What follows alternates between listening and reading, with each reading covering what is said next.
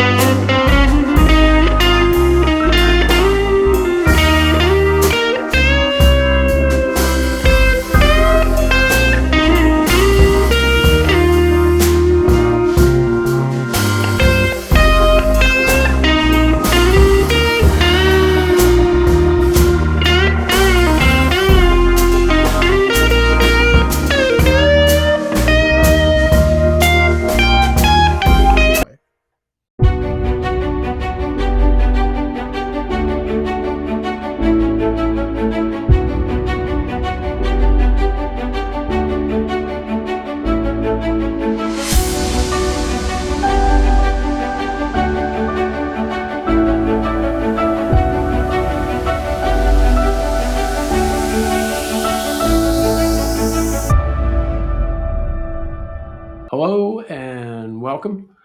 Joining me today is Peter Jumrukovski from Santa Monica, California. And besides his world champion karate abilities, Peter is also a real estate mogul. So, Peter, maybe you'd like to start off telling us a little bit about your current situation there. Hey, Karl. Thank you so much for inviting me to your show. And we talked about this, behind the scenes, and we both love helping people. I have, just to go back real quick on my story, I was a chubby, bullied little kid, shortest in class. I had problems with eating disorders because I felt too chubby. Then I was just skinny and small, so that didn't help with the ladies either. Went all in to self development and martial arts. My father is my sensei and coach. Have worked on bettering myself as a martial artist and a human being, and was able to perform very well in my sport. Was a national champion in Sweden 8 times, a world medalist in Shotokan karate, but more importantly, learned to be confident in myself and to know that you don't have to push anybody else down in order to be successful yourself. Recently became a father. My son Nicholas is 3 months, January 30th. I don't know when this is going to air. So that's been one of my, lifelong dreams. So now I'm really realizing that I have to, become an even better human being so I can be a better role model. And I have a saying. I do work in real estate. I wouldn't say I'm a mogul yet, but I love helping people, buying and selling properties in Los Angeles. So feel free to reach out if you want to connect. But I have a mantra that I try to tell myself every time in order to get the energy, and that is, the more you help others, the happier you are. And I truly believe that. Awesome. Awesome. I love that. So, what brought you at first? I mean, I guess it said in your profile you came over to the United States at a young age, and how did that all go down? Yeah, not in a young age. I've always dreamt about that. I loved Bruce Lee and Van Damme, so I always dreamt about being here since I was a kid. Uh, the first article that was written about me when I was 15 years old, I went to Stockholm and I won my first competition. And the first article in the local newspaper was, Peter wants to become an actor like Van Damme. And there was two other things that they said, that no, three things: compete for the national team, become a national champion, and move to LA. So those were my three kind of biggest goals. uh, Crazy enough, when you put a lot of love and energy into your dreams, and you dream about them for a long time, sometimes they do come true. And 15 years later, it aligned. I'm here now. I enjoy the sun. I love California because you have all types of people. Most people are, immigrants. It's an immigrant. We call it the immigrant edge. You're here to do something. You're here to work. You're here to be positive. You're here to, uh, give something of your life. And I think the U.S. and California has been very positive in that sense. Yeah, great. That's awesome. So, what got you started in real estate? I mean, you didn't go right into acting.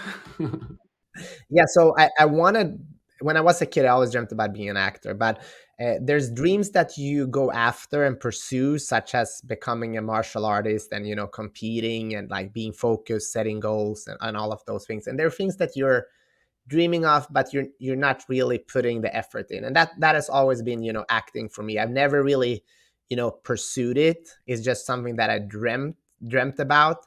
Uh, Now, I mean, my dreams have changed, and I know if somebody would have asked me, do you want to be like, would you want to be in the next Karate Kid, for example, I would definitely not say no.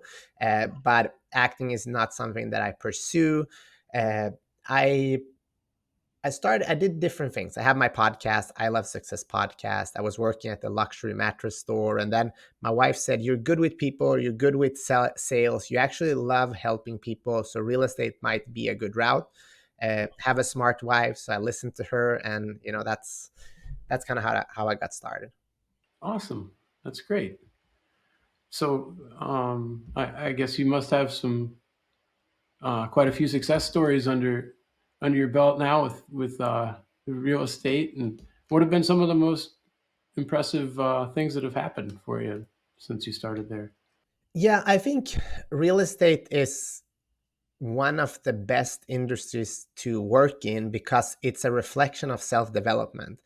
I was a competitor for many years, and I like that competitive edge. And when you work in real estate, as they say, you eat what you kill, so to speak. But you are paid on performance, and there's no guarantees on your pay. So that has been all my life. As a martial artist, you train and then you go to a competition. There's no guarantees that you're going to win or that there's a reward. I think the most important thing that a lot of people lack in sales is that they start thinking it with their own, wallet, or what their own gain is. And something that I've learned from martial arts is, doing the right thing, even though it's not always easy. And that's why I always go back to, the more you help others, the happier you are. And a reflection of truly helping somebody, it's also going to help you in your life. So, what are some what are you working on this year right now that you're really excited about? Obviously, becoming a great father. That's a really, uh, you know, big one for me. I love traveling. I want to explore things now with my wife and son. I want to spend, the summer in Sweden, so Nicholas can be with his grandparents, and those are kind of the soft goals. When it comes to, my business, I have certain goals that I really want to accomplish, and I write down my goals very carefully. I have my book here. I like, doing this, and I actually wrote a book about goal settings. I can show it to you right here. It's called the Goal Book. So very much into goals, but I'm also a believer, of not sharing exactly your goals. Some people say share your goals with everybody, and that might work for some people. For me personally, I'm very private in that sense, and I'm a martial artist. When I say that I'm going to do something, it's like it's already done. So just because I'm not sharing it is not that I'm afraid of not accomplishing it. Last year, for example, I didn't reach some of my goals. I reach some, and I am very honest with myself about those things. But I'm kind of the guy that work in private and let the results show itself, um, and that's something that has been good for me, and that's how my process is. Yeah, that makes sense. Almost kind of like your sacred heart that you have to protect, huh? Yeah, I've been thinking about why that is. If I'm scared of failure, or if I want to protect something. I don't think, like, coming from martial arts, you see my nose is crooked and I've lost so many times, and I've learned to handle public failure. Uh, and just because I'm failing at, let's say, my business goals, or my goals to win a competition, does not mean that I am a failure. And I think that's something that a lot of people forget. And the I can tell you, but you gotta go out there and get, punched in the face, not literally like me, but you gotta somehow be in the arena. And so the reason why I keep it private, I do share it with a trusted circle, people that I can truly trust, that are on the journey with me and that are better than me, that are accomplishing the goals that I do. But uh, I used to get, like, when I wrote this book, back in, I think it was 2013. I wrote it in Swedish first. Okay, great. That's on Amazon too, if anybody wants to grab that. Yeah, it's on Amazon. Just search for my name or the Gold Book: How to Achieve Your Dreams and Create a Better Life. So when I wrote my first book, I didn't tell anybody, and then once I written it, I shared it first with my family, but then I remember sharing with a friend, and I wanted him to give me feedback on the book. Uh, and instead of getting me feedback on the book, he was almost like I don't even know how to say it in English, but he was correcting my spelling instead of talking about what the book was about and what he think. And it threw me off so bad, because it's like, I didn't ask you for that. That's why you have an editor. I asked you your idea and purpose of the book, and that's when I realized it's like, it's not fair to ask somebody that has never written a book to give you counsel on writing a book. And that's the challenge with most of us people. We ask for our parents sometimes for advice about something they have never done. Yes, they love you, but they also want to protect you. If I tell my mom I'm going to compete in karate, that's not maybe her priority, because she doesn't want to see me get hurt or somebody punch me in the face. But that doesn't mean that it's a bad thing for me if that's something that I love. So I just think, when it comes to advice and sharing your goals and dreams, protect them and share it with people that actually are open to helping you and have done that journey before, or are on the journey with you. Right, right. Yeah, yeah, that's a really good point.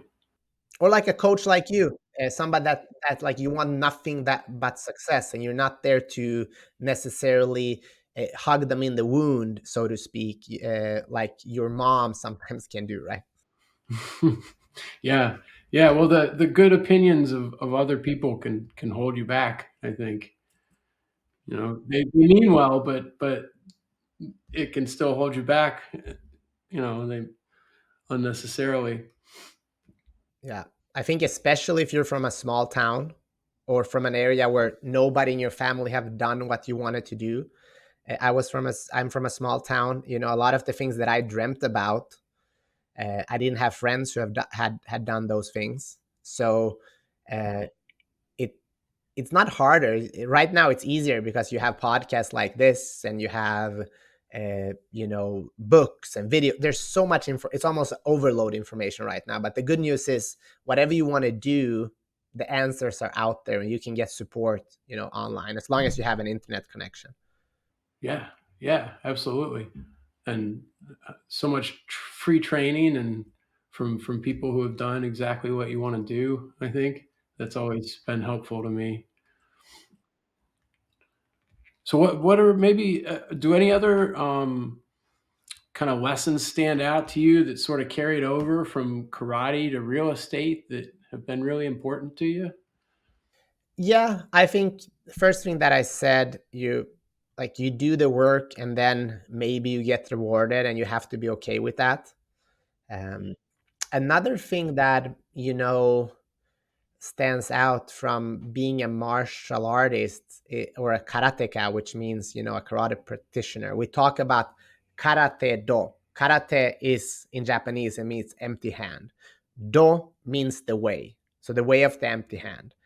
And then if you look at Japanese martial arts as a whole, it's called bushido. Bushi means warrior, and do is way, so the way of the warrior. And there are many different codes that a warrior have, or a modern warrior, so to speak, or however you want to call it. And being honest and speaking your truth even when it's difficult is one of them. uh, Another thing is, as I told before, when it's said, it's like it's already done. An example of that is, Karl, if you tell me, hey, I have an event in 3 years in Oklahoma City at the Starbucks on the Fifth Street. Can you meet me there at 3 p.m.? If I say yes to that, I will be there.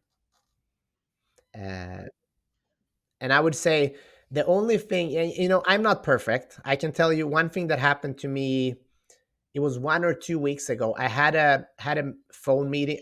If like I would say, the last time I missed a meeting that I committed to being at was last week. Before that, it was probably 15 years ago. But I was confused, super tired. I'm a new father, so I missed it, and I own that. But I started thinking about this, and like, especially living in LA, where flaking is a real thing. I don't know how it is where you are, but probably people are a little bit more trustworthy in that sense. If they say something, they actually do it. And there's great people out here too, but it's just a little bit different. But and I and it really hurt me that they waited for me, and I wasn't there, because I've been in that position myself when I'm waiting on somebody and they're not there. So I did apologize. I did apologize, and I did realize that, okay, this is not the way you should live your life, like many people do. They're always waiting for something better and never want to commit. Um, that's another thing. Uh, I think something else is, uh, to work in silence. It's not about, obviously, when you have a real estate business, you have to market yourself. You have to show that what you're good at, and that's one piece. But in a normal setting, as human beings, you will rarely see me, bragging about winning titles, because that's not what's so interesting to me. That's something that doesn't make me a better human being. And I've been on the other side of that spectrum. When I started competing, Karl, uh, I wasn't a good competitor, and many people at the arena, or like fellow competitors, they didn't talk to me, they didn't treat me well. But as soon as I started winning, all of a sudden they were very kind and nice to me. But what they didn't realize is that I remember how they treated me before, when I didn't have those accomplishments. So that's a big thing for me. If you come in and have a big, if you act big, and then we go to dinner and you're rude to the waitress, or we walk by a homeless person and he looks you in the eye and say hi, and you don't even say anything to that person or acknowledging them, that's for me shows that you have some work to do on respecting and loving all human beings. Yeah, these are important lessons, huh? Always doing what you say you're going to do. I think that's one that makes such a difference in business and your reputation as far as what people can trust you with. Yeah, I think taking ownership too, like what I've started, I think it was probably around the time that I started podcast. I decided to not blame others, because I know when you compete in karate, for example, there are sometimes you come to the arena and there's a brand new mat. It's called tatami, and it's so slippery. And in order for people that have watched karate, in order for you to be very effective, if you're a fast fighter like I am, uh, you want a good grip, for example. It's also very, people that have watched fights in karate, it's also very difficult to be a referee because it goes so fast, and who was first, who's going to get the point. So there's I try not to blame others, but I did sometimes. I got to be honest. Uh, I blamed the mats were slippery. I blamed things like that, even though I was, a very good competitor. But it was in a way excuses because it's similar experience for everybody there. And I realized, let me take ownership, and whatever happens to me, it's my fault. It's not always easy to do that, and it's not always, some things are out of your control. That's the truth. Uh, but when you take ownership, that's when you can make changes and actually, move forward in your life. Yeah, yeah. I think that's when a lot of amazing things happen when you take responsibility for everything. And I think some people never get to that point or never think it's important or that it makes a difference. I think it can make all the difference.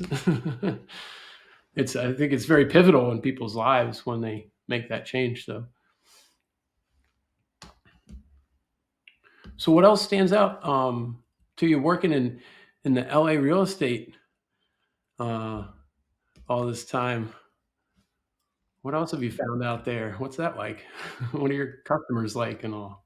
It's awesome. I mean, I love helping people, and home is a very cherished place. So being part of that journey, either ending a chapter when you sell your home, or starting a new chapter when you buy your home, and it's a big financial decision and it's stressful. So being part of that, I love it. You get to meet people. Like LA is people come from all over the world. They have all different types of backgrounds and work, and getting to know these people, and earning their trust and helping them in something so private, it's an enjoyment. As far as the market, I don't know if you have any listeners that are interested in the real estate market, but 2023 was a slower year for US as a whole for the real estate.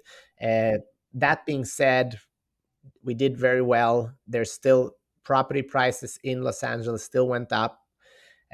Rates have come down a little bit, and now we're in January and we're seeing like I had one property had 17 offers, another one have 18 offers. So things are moving back to being at a strong seller's market again, and I believe it's going to ramp up.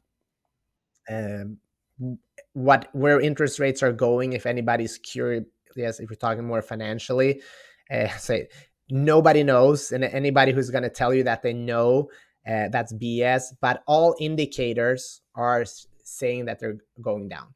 uh, all the experts, and we'll see. It's an election year, a lot of things can happen. Yeah, yeah, yeah. A lot of things going on this year, that's for sure. So, What I guess you do you offer end to end services then for your is it's all residential? Who comes to see you and what kind of service do they get? Yes, offer, you know, a full service company. So we do everything for our clients, and most important is to get to know what they want, and give a curated experience, and to show some love, and to actually listen to what the needs are. And I think this is not just for real estate as a whole. This is us as human beings. Like if you walk into you know a place, and try to buy a car, or try to buy a shirt or a suit, if somebody just try to sell them what they want to sell, your experience is not good, because they don't know. Like, if they're take this suit, how do you know that that is the suit for me? You haven't even asked me if I'm going to a funeral, a wedding, a, a business event, or do you know where I'm going through? Can you see like what fits? Should the pants be tight? I'm from Europe. We like really tight pants, not the American sloppy suits. So like, you got to ask questions, and I think that is important as a whole. And I think that's what you're doing now with your experience with this podcast and helping other people, asking questions and exploring what a human being really wants, and then deliver on that. Because that, I think we've lost the ability to listen and to communicate. One thing that made me really sad, this Monday I went to have a quick lunch, and there were 6 people in the restaurant. Everybody was sitting alone. Oh, on their phone, right? Yeah, but everybody was eating alone. And I know it's lunch. I know people are busy, but hey, have we become that disconnected? It was like it hit me in the face, because that's I don't think that's a good. Like, we have to start looking our neighbor in the eye, and start actually having deeper conversation with each other, and being more human. Because I don't know if you saw Merriam Web. I think was it Merriam Webster's or some big like dictionary. The year of the word of the year in 2023 was authentic. So human beings were craving an authentic experience. Like, we want authenticity, we want real conversations. If we go and eat our pasta, we want it to feel like you're in an Italian restaurant. You want to feel like you're in Capri, and that you can feel that. If you're uh, buying a sports car from Germany, you want to feel that power, and you want to be in that moment. If you're in love, you want to be present in that. Like, we're craving that, because we don't have it anymore. Like, everything is through our screens, and our relationships, with other human beings, are mostly through the screens, which is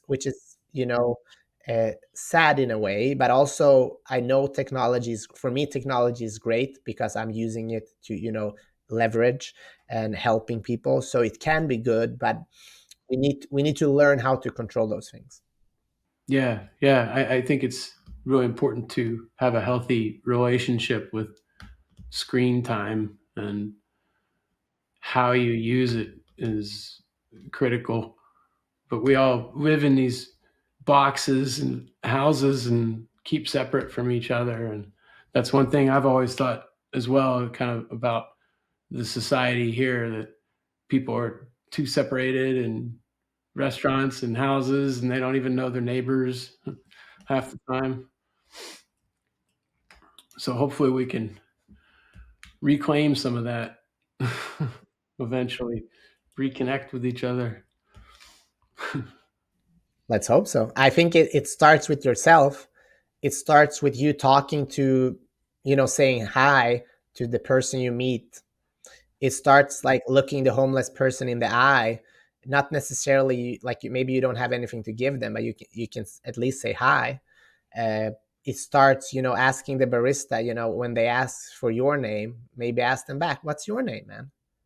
Like, it's not it's not that difficult. We just gotta start, because we realize that everybody's going through their own bullshit. Like if we cut away all the layers of the onion, like none of us are perfect. So, what have we not covered yet? What have I not asked you? You have all this great podcast experience. What am I not asking? A lot of things, when is this going to be launched?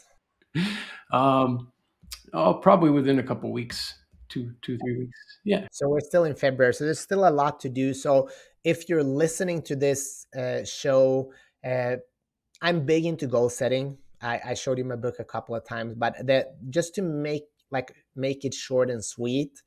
uh, I think, you know, whoever you are or wherever you are, you got to ask yourself, what do I want with my life? Like, what type of contribution do I want to do to, myself, my family, my community, and the world? When how do you want to, that to be played out? And that's big questions that are going to make you super confused, and you might not be able to answer them for a long time.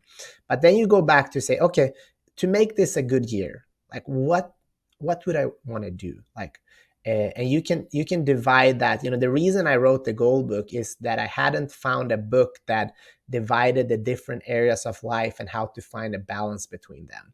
And that is very hard, because Oprah said you can have everything you want, just not at the same time. And that might be true. If you're a super high achiever, you have to pivot sometimes, maybe to increase your business.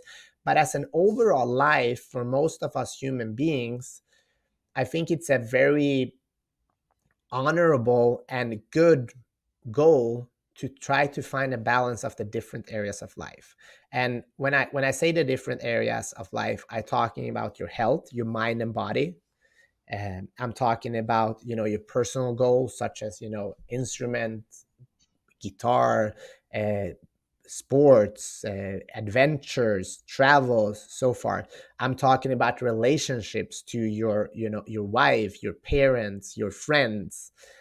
I'm talking about social goals, like how do you show up in the world? Because if there are things that you want, like, most people don't know, I'm actually an introvert. I get energy from myself. Like, I love being out. Like, people would think that I love this. I do. But after this, I need some time to recover, because that's how I operate. I need some time for myself to think and to gain energy. And then also, when it comes to like your finances, like money goals, business, all of that. So to make it easy, one thing that I did this year, I wrote down 10 goals, 10 things that I wanted to do this year. Once I had that list, I asked myself the question, of all these things, what is the number one thing on that list? If I accomplish that, everything else will come together. So I answered that question. Once I had that, okay, so what I need to do to accomplish that? And then you break it down, like almost on a day, not almost, like on a daily basis, basically, because when you do small little tasks, it's typically not that difficult. For example, I wrote a book in 40 days because I knew, I Googled how big is a book, and it said 100 pages in Times New Roman word. It's going to make a book of 160 pages. So I wrote 2.5 pages every day, 2 to 3 pages. And if you look at my book, it's actually, let me see, it's 160 pages, like 100 with the afterword, it's 161. So Google was right. So, and I think everyone can write on a topic you are excited about. You can write 2 to 3 pages about that. I'm not saying it's going to be good, but you could do that. You could do that for 40 consecutive days, and you can break things down with every single goal. And then what I did, I had a podcast with a great guy called Tristan Ahumada, and he said, in order to become better and to really achieve your goals, you have to put yourself at the top. And what I mean with that is your positivity, your health, how you show up in the world. Because if you don't have that, uh, nothing else matters, and you can't accomplish anything. So it's like the like the it's boring to even mention that, but let's mention it. Put your own oxygen mask on first, right? And it's true, because you have to care for yourself. And I believe life is energy. Like Tony Robbins talks about this, Eric Thomas, like every big performer talks about life is energy. So how do you operate? Most people can't achieve what they want because they're like a 9-volt battery. It's not much power. How do you get more power? You have to work out, you have to become stronger, you have to eat well, you have to fuel the engine, and eventually you'll get more energy.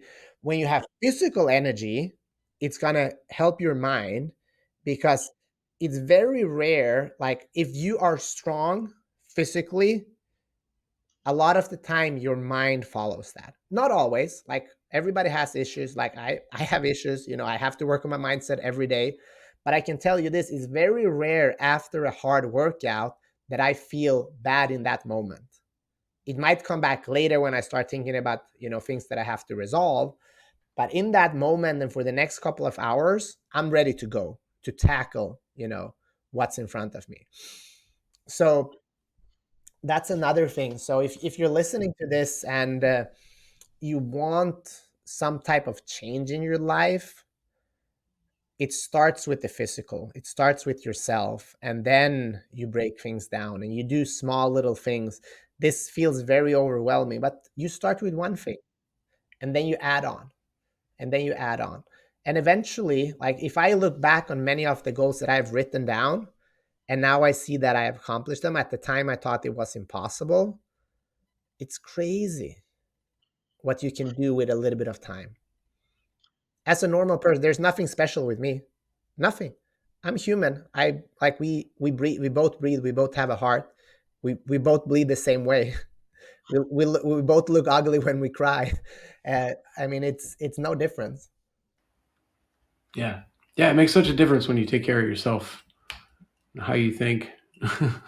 And it's hard. If you're listening to this and you maybe have, like, you're going through something tough, or you're in like a mental state that's negative, it's not easy to go to the gym or to start working out. I know that. But you just have to commit to go there, because I know every time I've never regretted going and do something for my body. Never. But almost always, because I wake up 5:40 and I am at the gym by 6:30. So almost every morning, honestly, I don't feel like being there. But I know what happens when I get in there. I see some other crazy people working out. It's like, wow, I'm not alone in here. Now maybe I should do something. And then I get going and things feel better. When I leave, I feel good. I go to my coffee shop, have a cup of coffee, and then the day feels better. Yeah. Yeah. Yeah, for sure. Yeah, I think if people are ever lacking in motivation or they feel negative at all, I think that exercise like that really dispels all of that and put you on the right track. And I feel also support. I heard this. I listened to this yesterday. I can't remember who said it, but to really feel love and support, sometimes you have to take off the mask and show who you really are. Not to everybody, because you can get hurt. I agree with that, but you got to show it to somebody that you trust. A friend, a partner, and like just strip away and like just share what you feel and who you are. It's okay to cry it out. It's okay to not being perfect and strong, but in order to get the support, you got to talk about it. And I think that especially, there's been especially men, a lot of times we hold it in, and we think we're so strong and can solve it. But uh, being strong, like we know, like a brick is very hard, but if you throw it into the ground, it's going to break very easily. So it's not always good to be stiff. We need to figure out a way to have a support system, all of us. Yeah, support's critical. I don't think anybody ever does it alone, anything alone. All this self-made talk. Yeah, no, and that is also something, there's nothing. I just finished Arnold Schwarzenegger's book, Be Useful. And one of the things is, a lot of people have told him, you're self-made, you're self-made. He's writing about this, always like an insult to him, because there's so many people that helped me. And I feel the same way. You know, even Maya Angelou said this. I come as one, but I stand as 10,000. So there's so many people that have helped you in the journey. And even people that are doubting you, or are saying negative things, it's not always because they don't love you. They might want to protect you, or they're dealing with their own issues and don't know how to handle things. And I think that is also something to be okay. Having some haters in your corner, it can also help you a little bit. Yeah, yeah, absolutely. So, if someone wants to get a hold of you for help with real estate in the LA area, I know you're on LinkedIn here. Where else can people find you? Yeah, very easily. Just go to Instagram, my name at Peter Jumrukovski, send me a DM. You can just Google my name as well, and you'll find all of the information to get in touch with me. Would love to hear from you. Would love to be of service. But most importantly for me is to ask you the question, like, what do I need to do to have a good year filled with joy and excitement? And that is something that I have a burning desire for. That I want you to be really happy. I want you to be you know live fulfilled and with joy. And looking at all of these statistics, how many people are unhappy with their work situation. A lot of people don't want to go back to the office anymore, because they were home and they've been in their training pants the last couple of years, and they have lost touch of human connection. A lot of people are depressed. We have an election. There's a lot of things going on in the world, but there's also so much joy. And I think it's important that we take our own responsibility and say, hey, uh, what can I do to be joyful in this world? And being honest with yourself, and then working towards that, because there's nothing better than joy. When you meet somebody that's joyful, that's contagious. And I know, because I have a 3-month baby, almost on the 30th. And I read somewhere that a baby or a kid laughs 300 times per day, or smiles 300 times per day, and an adult, I don't know if it's 40 or whatever the number is, but it's so much less. And that's crazy. And it doesn't have to be that way. We can work on that ourselves. Right? Yeah, yeah, absolutely. It's a choice. It's a choice. And I think there are, a lot of us have an addiction to worry, myself included. We're trying to worry about a lot of things, and we're trying to, before we make a decision, we play out all the scenarios. And I think that's wrong. One thing that I've learned just recently, I realized I worry too much sometimes. And there's three questions that you should ask yourself: what is the worst possible outcome? What is the best possible outcome? And what is the most likely outcome? Very simple. uh, Once you have those three answers, you realize that the risk is most of the time not that bad, and the outcome is usually pretty good. Right. That's a good tip. So that's how you've managed to calm your own worries in your life a little bit with those three questions. I'm still working on it. Like, it's day to day. It depends what state of mind I'm. If I don't work out, if I don't eat well, my energy goes down, and you start worrying more. Uh, so it's a practice. I think being it's the same as being a black belt in karate, for example.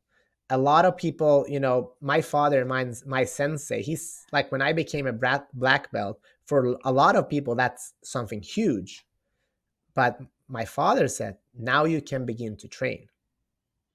And every time you put that black belt on, it's something you have to live up to. You are a black belt now. You are a martial artist. It's not it's not an accomplishment that you put on the shelf and collect dust. It's a human being that you have to show up as. And if you want to be, a black belt in your own life, or be a good role model to yourself, to your kids, to your, employees, or to your friends, there's some things you got to do, and one of the most important is to take care of yourself. So, is there anything else you'd like to bring up or leave us with here for our conversation? Really appreciate you taking the time to speak with me today. Yeah, I mean, first of all, Carl, thank you for doing what you do, helping others. That's huge. Thank you for reaching out to me and starting this, new friendship. I really appreciate that. And yeah, thank you. And I appreciate everybody that's in here listening. You're asking for, almost an hour of your time in 2024, where like most of our all like goldfishes scrolling through our phones. I hope we caught your attention. There was something, good. Number one, the best feedback you can give me is to make some changes in your life for the better. Even if we never meet and you never tell me, that's a win for me. If you want to share that with me and Karl, I'm sure I would love to hear it. So feel free to reach out. If you need somebody to talk to or share your goals, please reach out. Obviously, if you need help with real estate, I'm happy to do that as well. But human to human, uh, you know, let's lead with our hearts, and let's try to live with joy. And that's something my wife taught me, actually, because we I read or I saw a video with Tony Robbins, and he said, describe one word, your life, with one word or something like that. I don't recall exactly, but and then I asked my wife, she said joy. And that's been an inspiration for me to, think about, okay, live with joy. That's not easy always, because there's a lot of things towards us that we need to face. But when we're in joy, it's special, because we forget about the past, we forget about the future, we're being present, and we're here, and we're cherishing that moment with whomever it is. Sometimes it's watching a sunset, another time it's accomplishing something big, watching your son smile or your daughter smile, or having a great conversation with your mom or dad. It can be many things. So that's something that if there's anything, that would make me happy, is that you start working on that, because life is short. uh, I have this, I don't know if you see it on my wall here. I haven't filled it out already, but this is lifetime in weeks. So, life is pretty short. Yeah. You got the checklist. Only only so many left, huh? Yeah, and that's not a guarantee. Life can be taken away at any given moment.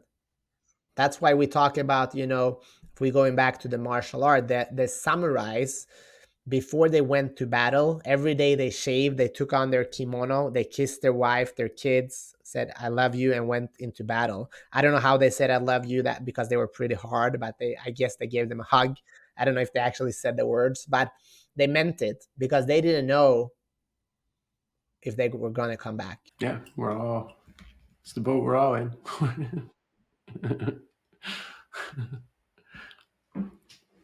We'll have to get together and have another conversation sometime soon, Peter. Have a follow up show. I would love to. Anytime, Karl. All right. Well, thanks again, and let's stay in touch. Thank you so much, Karl. Best of luck with everything you do. Keep helping people. It's needed. Yeah, yeah, definitely, definitely. Thanks so much, Peter. Have a good night. Take care.